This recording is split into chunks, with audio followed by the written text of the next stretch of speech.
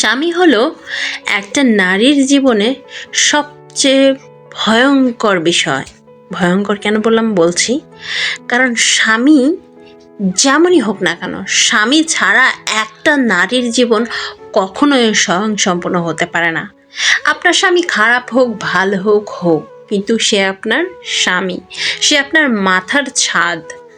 এই ছাদটা যদি না থাকে, আপনার ঘর এলোমেলো, আপনার ঘরে পানি ঢুকবে বৃষ্টি হলে, আপনার ঘরে আপনি নিরাপদভাবে থাকতে পারবেন না।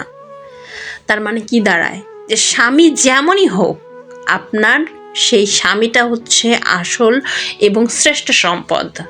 যার জীবনে স্বামী নেই সে কিন্তু বোঝে যে স্বামী না থাকার কত যন্ত্রণা, কত প্রবলেম তাকে ফেস করতে হয়। তার বাবা মা আত্মীয় স্বজন আপন তারাও হয় না।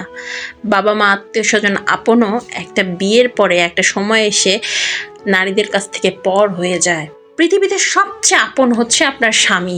আপনার স্বামী যত খারাপ হোক না কেন, আপনি তাকে অন্তর থেকে ভালোবাসবেন, মন থেকে তার জন্য সৃষ্টিকর্তার কাছে, রবের কাছে দোয়া করবেন।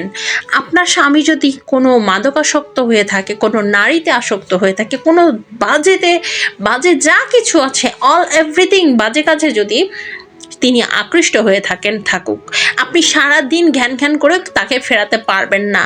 এটা বিশ্বাস রাখবেন যে সৃষ্টিকর্তা ছাড়া কোনো কিছু চেঞ্জ করানো সম্ভব না। তাই সৃষ্টিকর্তাকে বারবার বলুন আর তার জন্য অন্তর থেকে দোয়া করুন। আপনি কখনো আপনার স্বামীর চুল পরিমাণ ক্ষতি করবেন না। যা ক্ষতি যদি করে থাকেন, সেগুলো ক্ষতি করেছেন, সেটার জন্য তার কাছে এবং সৃষ্টিকর্তার কাছে বারবার ক্ষমা চাইবেন। সৃষ্টিকর্তার কাছে নিজের স্বামীর জন্য অন্তর থেকে দোয়া চাইবেন। স্বামীর সকল গুনাহ ক্ষমা করে দেবেন, সকল পাপ, আপনার মনে যে তার জন্য গুনাহ করে রেখেছেন, তার জন্য পাপ বাঁধিয়ে রেখেছেন, তার জন্য হাজারটা নালিশ আল্লাহর কাছে দেন, সকল কিছু ক্ষমা করে দেবেন।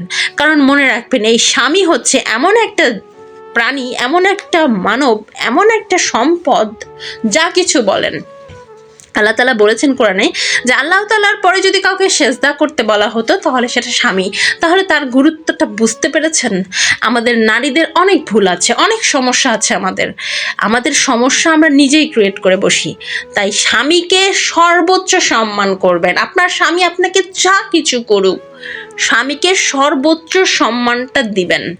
দেখবেন যখন আপনি কি স্বামীকে সর্বোচ্চ সম্মান দেবেন, সে খারাপ হলেও সে ভালো হয়ে যাবে। কেন ভালো হবে জানেন? আপনি যখন আল্লাহর কাছে, সৃষ্টিকর্তার কাছে বারবার স্বামীর জন্য প্রার্থনা করবেন, বারবার যখন চাইতে থাকবেন, আল্লাহর তরফ থেকে আপনার স্বামী ভালো হয়ে যাবে, আলহামদুলিল্লাহ। কিন্তু মনের মধ্যে আপনি অবশ্যই তাওয়াক্কুল রাখবেন, বিশ্বাস রাখবেন যে হ্যাঁ, আমার স্বামী ভালো হবে, মাস্ট হবে। তখন দেখবেন আল্লাহ তাআলা খুশি হয়ে আপনার স্বামীকে ভালো করে দেবে। এর চেয়ে আনন্দের আর কিছু নেই।